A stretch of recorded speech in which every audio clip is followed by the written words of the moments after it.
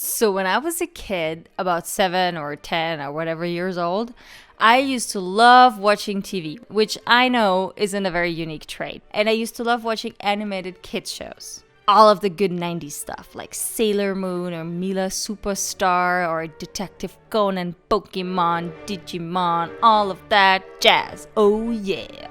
That was pretty much the thing I was looking forward to when I came back from school every single day. But here comes the catch. The internet wasn't really a thing back then. So when I wanted to watch something, I couldn't just go online and Google it. No.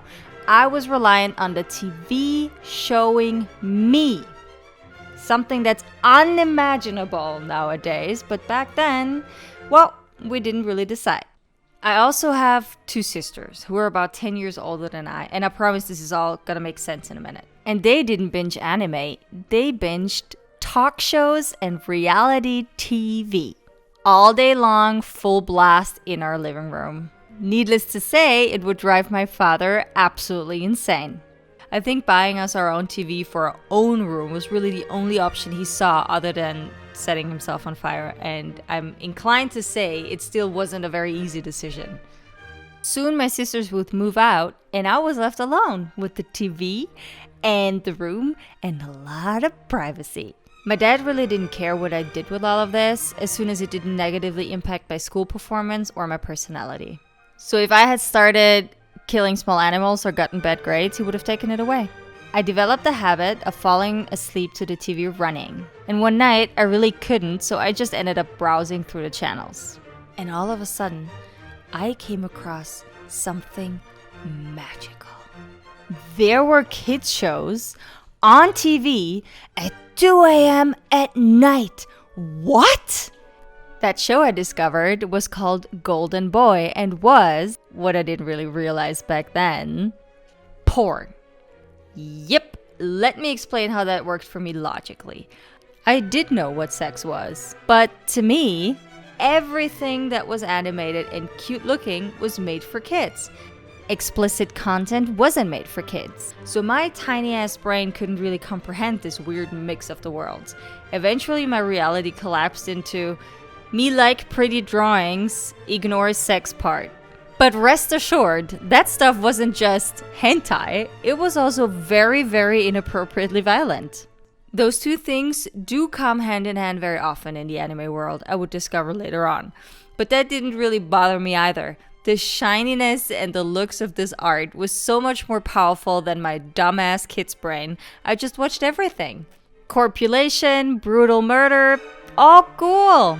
At some point, my batshit crazy brain thought it would be a great idea to show my dad. And I didn't show him full of shame and remorse. I showed him and had the irrational expectation that he, somehow, would find that stuff just as great as I was. My poor, poor father. But he didn't freak out.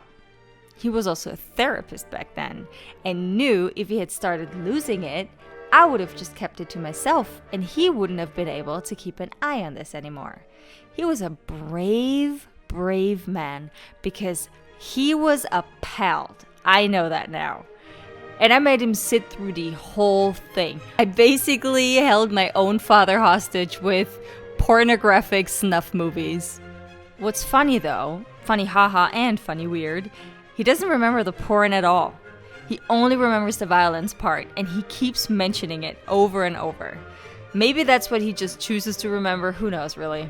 With the rise of the internet though, I discovered that there was more to it than just adult movies. This was the time I figured out what anime really was, and that something magical was attached to it called manga. I also discovered a bookshop in my town that would sell a whole lot of manga. They were cool before that kind of stuff was cool. My taste in anime also drastically improved. I liked Ghost in the Shell, and I do mean the original 90s Ghost in the Shell. Not that remake Hollywood bigot trash that's out right now. No, I mean the original, and I still love it. Awesome. It's like chef's kiss, mwah. And the other thing was called Serial Experiments Lane. That's a tongue twister.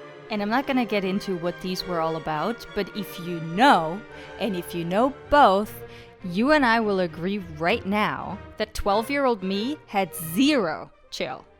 My dumb ass even had my mom cut my hair the same way the Lane girl had it, and boy oh boy, that looked stupid. Stupid as hell. I was also slightly obese as a kid, and that haircut and my chubby ass face just didn't really complement each other well.